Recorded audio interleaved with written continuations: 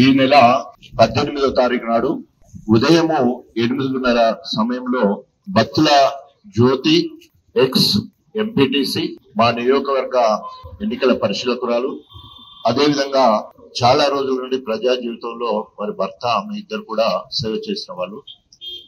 ఇక్కడ Ambalakunta 12-14 survey number 12-14 survey number A B C ఈ వరకే ఉంటది. కానీ ఎంఆర్ఓను మ్యానిపులేట్ చేసి ఈగా సృష్టించి 4 గుంటల భూమి ఉన్నట్టు ఒక కాయిదాన్ని సృష్టించి మరి దాంట్లో కన్స్ట్రక్షన్ చేయబోయినప్పుడు ఇది మా పూర్వీకుల నుండి వచ్చిన భూమి, దీని గురించి పంచాయతీ జరిగిన తర్వాత కానీ లేదా పెద్ద మనుషుల సమక్షంలో కానీ లేదా పోలీస్ సమక్షంలో చేద్దామనంటే దౌర్జన్యంగా ఒక ఎస్సీ మహిళ అంబాల అంటే మాల క్యాస్ట్ కిందకి వస్తుంది అంబాల. ఇంటికి మాట చెప్తుందంటే ఇక్కడ అన్ని రకాలుగా ఎస్సీ ఎస్టీ అట్రాసిటీ కేసులు బుక్ చేయవలసిన పోలీసులే నిర్లక్ష్యంగా మాట్లాడారు. ఒకటి, భూ తగాదాల విషయంలో బహిరంగంగా అల్లరి జరుగుతా ఉంది. రెండవది, భౌతిక దాడి కూడా జరిగింది, చంపుతాని బెదిరించడం జరిగింది, పిడిగుద్దులు గుద్దడం జరిగింది, బహిరంగ ప్రదేశంలో వాదోపవాదాలు జరిగినాయి. ఇవన్నీ జరిగిన తర్వాత వాళ్ళ కూతురు సంధ్య పైన కూడా దౌర్జన్యం చేయడం జరిగింది, శ్రావణి పైన కూడా చేయడం జరిగింది.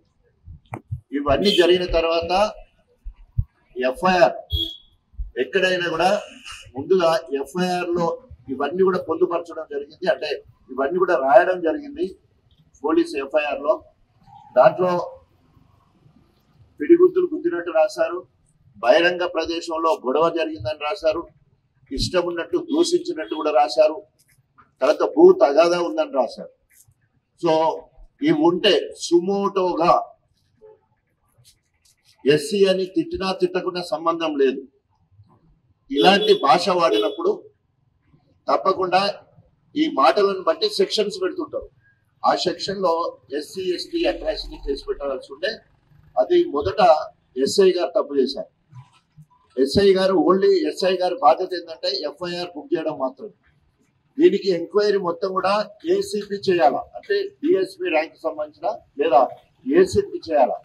సో సంబంధిత బాధితులు ఏసీపీ దగ్గర పోతే నిర్లక్ష్యంగా మాట్లాడి ఇంకా రివర్స్ మీ మీదకే చేసేదని చెప్పే ప్రయత్నం చేయడం తీవ్రంగా ఖండిస్తున్నాం. వెంటనే 24 గంటల్లో నువ్వు సమగ్ర విచారణ జరిపి నిజ నిర్ధారణ చేసి ఎస్సీ ఎస్టీ అట్రాసిటీ కేసును బుక్ చేయాల్సిందిగా డిమాండ్ చేస్తా ఉన్నాం. ఒకవేళ కనుక ఏసీపీగా నువ్వు కనుక చర్య తీసుకోకపోతే నీ మీద నీ కింది సిబ్బంది మీద ఎస్సీ ఎస్టీ కేసు కూడా బుక్ చేయాల్సి వస్తుంది. జాగ్రత్త, ఇది చట్టం.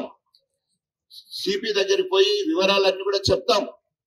ఎస్ఐ పట్టించుకోలేదు, సిఐ పట్టించుకోలేదు, ఏసీపీ పట్టించుకోలేదు కాబట్టి మీ దగ్గరకు వచ్చినాం. ఆ ఎఫ్ఐఆర్ మొత్తం కూడా తయారు చేసిన ఒక కానిస్టేబుల్, వీడియో తీసింది కూడా కానిస్టేబుల్. కొట్టుకుంటున్నప్పుడు, కొడుతున్నప్పుడు, గుద్దుతున్నప్పుడు ఆ కానిస్టేబుల్ పొడుస్తున్నప్పుడు మరి అట్లాంటప్పుడు వీడియోలు తీయడం కాకుండా మరి ఆపాల్సిన బాధ్యత గల పోలీసులపై ఉంటుంది. కానీ అట్లా ఆపకుండా వీడియో తీసినట్టే ఓకే, మంచి ఎవిడెన్స్ నువ్వే సృష్టించి అలా సోషల్ మీడియాలో ఉన్నది.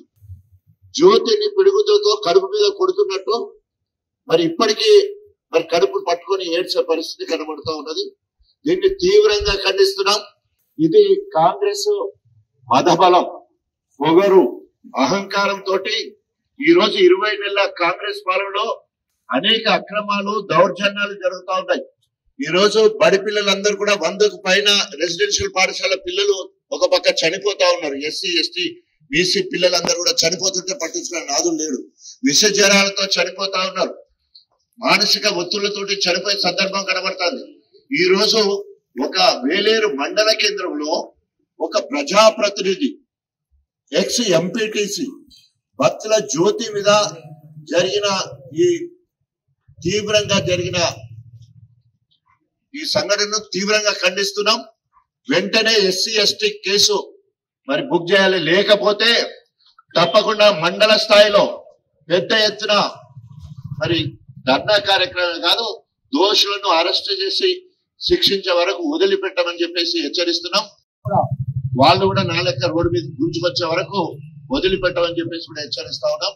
ఒకటి బహిరంగ ప్రదేశంలో, మళ్ళీ చెప్తున్నాం, ఒకటి బహిరంగ ప్రదేశంలో దూషించడము, రెండవది మహిళని చూడకుండా మగవాడు పిడిగుద్దులు గుద్దడము, మూడవది భూమి తగాదాలో ఎస్సీ వాళ్ళతో తగాదా పడడము, అదే విధంగా చంపుతా అని బెదిరించడం.